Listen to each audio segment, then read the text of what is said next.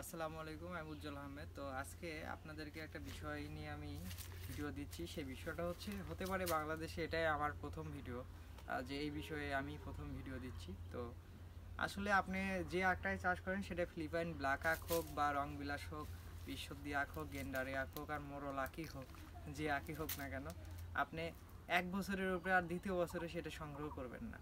তো দ্বিতীয় বছরে যদি আবার সেই একই জায়গায় থেকে আপনি আখ সংগ্রহ করেন, তাহলে সেই আখের গিট খুব ঘন হবে এবং আখটা খুব চিকন হবে। তো সর্বদিক দিয়ে আপনি লসের মুখে সমাপিত হবেন। তো সেই বিষয়টা আপনাকে একটু আমি নিজ চোখে দেখাবো, যে আসলে আমার ফিলিপাইন ব্ল্যাক আখ আমি এক জায়গা থেকে দ্বিতীয় বছর সংগ্রহ করাতে আমার কি কি পরিমাণ আমার মানে গিট ঘন হয়েছে সেটা একটু দেখাবো। দেখেন, এখানে আছে আমার ফিলিপাইন ব্ল্যাক আখ। তো এই যে আমরা যে আপনারা অনেকে ভাববেন যে এটা দ্বিতীয় বছরে কি না, এই যে দেখেন গোড়ার দিকে আখ আছে, এটা দ্বিতীয় বছরের আখ। এবং একটু ভালো করে দেখাও, এই যে কী পরিমাণ গিটগুলো ঘন হচ্ছে দেখেন। এই যে এক একটা গিট এত পরিমাণ ঘন হচ্ছে, দেখলে অবাক হয়ে যাবেন। এইটুক জায়গার মধ্যে 20টা গিট আছে ভাই। তো এইটা জাস্ট জমিতে চারা চারা হিসেবে জমিতে লাগানোর জন্য পারফেক্ট, কিন্তু একটা কেউ চিবিয়ে খেতে পারবে না বা রসলাদের কাছেও বিক্রি করা যাবে না। তো এটা একটা ড্যামে শাক বলা যেতে পারে।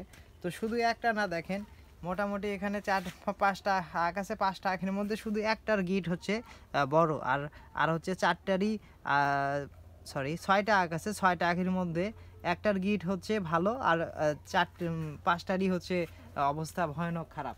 শুধু এখানেই না, দেখেন এই পাশেও দেখেন কি পরিমাণে গিট ঘন।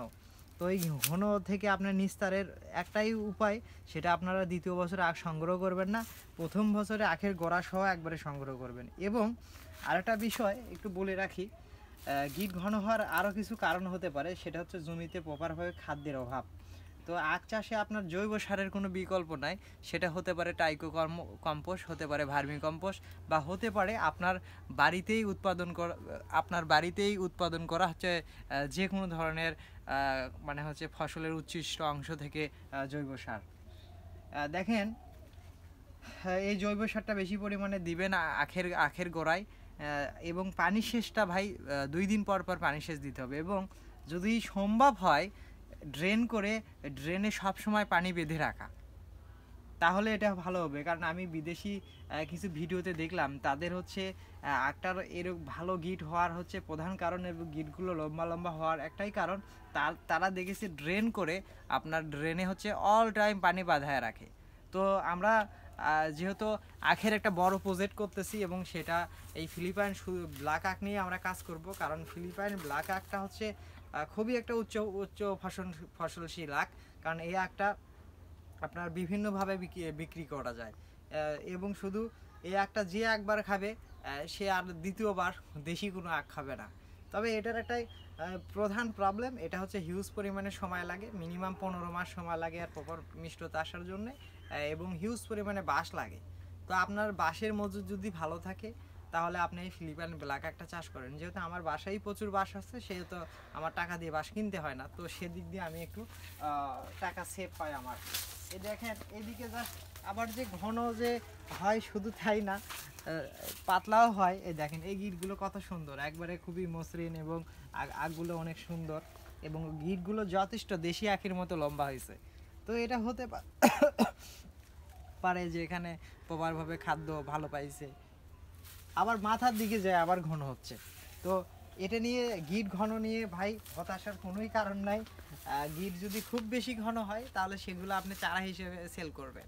তো বাংলাদেশে যেহেতু ফিলিপাইন আখ অ্যাভেলেবল না, সেহেতু যদি আপনার দেখা যায় কোনো কারণে আপনার গিটটা ঘনই হয়ে গেছে, তো সেক্ষেত্রে আপনি চারা হিসেবে সেল করবেন। তো চারা হিসেবে সেল করলে, আর যে গিটগুলো ঘন না, এগুলো চারা যে ভাইরা কিনবে তারা খুবই লাভবান হবে।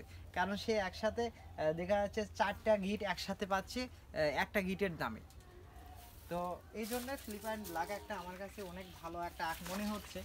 কিন্তু আমরা কোনোভাবেই আর দ্বিতীয় বছর ফিলিপাইন ব্ল্যাক আখটা সংগ্রহ করব না।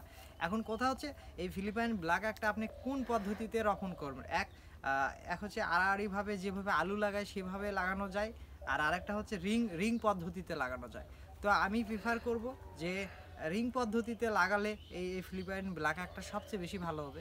এবং এটা কতটা ভালো হবে সেটা আমরা যেহেতু আগামীতে ফিলিপাইন আখের একটা বড় প্রজেক্ট করতেছি এবং সেখানেই আপনাদেরকে প্র্যাকটিক্যালি আমি দেখাবো যে কোন পদ্ধতিতে ভালো। এখন আমি সেটা বলতে চাচ্ছি না।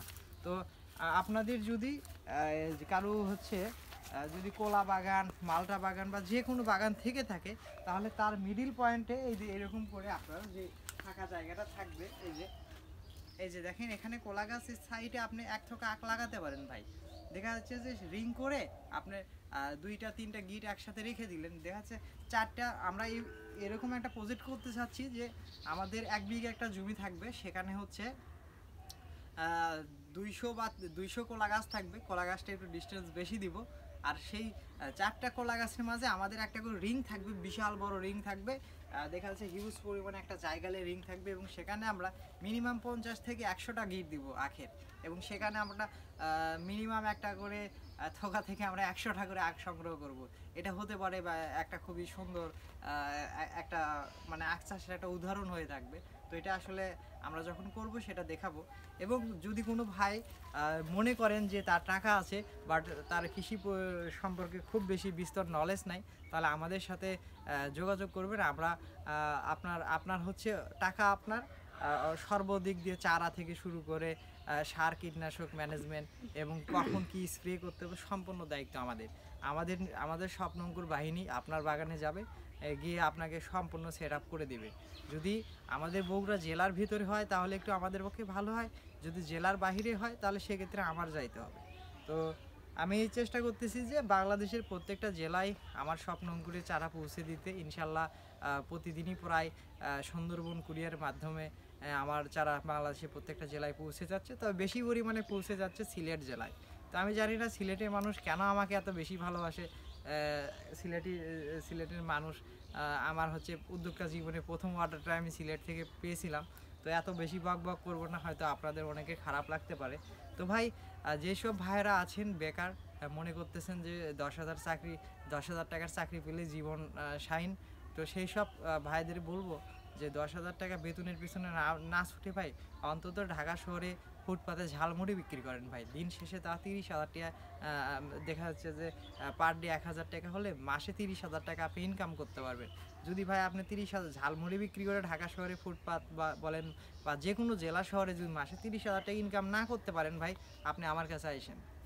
তো আমি একটা কথাই বলবো যে চাকরিও একটা মহান পেশা, চাকরিকে আমি ছোট করে দেখছি না। তবে যদি চাকরির মতো চাকরি হয় তাহলে করা যায় ভাই।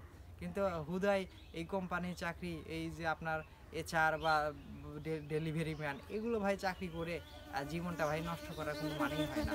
তার থেকে ভালো আপনি নিজে উদ্যোক্তা হন, সেটা আপনি কৃষি সেক্টরে হোক বা যে কোনো সেক্টরে হোক আপনি কাজ করেন। তো ধন্যবাদ সবাইকে এতক্ষণ আমাকে সহ্য করার জন্যে। আসসালামু আলাইকুম।